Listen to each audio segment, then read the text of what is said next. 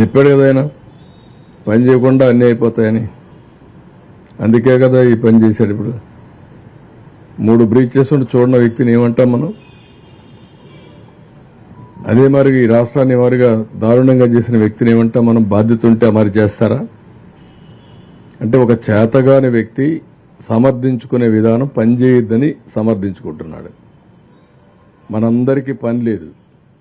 ప్రజలు కష్టాల్లో ఉంటే ప్రజల కష్టాలు గాలి కొదిలిపెట్టి విలాసవంతమైన జీవితాన్ని గడిపిన వ్యక్తి మన గురించి మాట్లాడే అర్హత లేదు.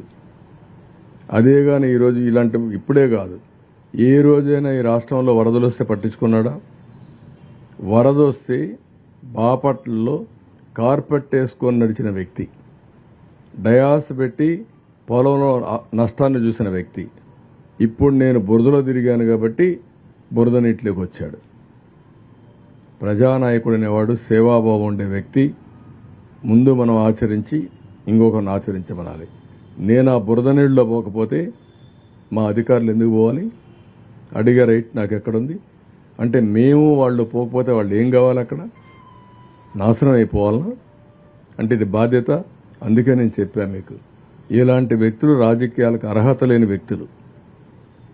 ముద్దులు పెట్టి లోపలికి పోయి 10 సార్లు చేతులు కడుక్కునే రకం ఇవి. అంటే ఇవన్నీ డ్రామాలు ఆడితే రాజకీయాలు రాణించలేరు. సిన్సియారిటీ ఉండాలి, మనస్సాక్షిగా పనిచేయాలి.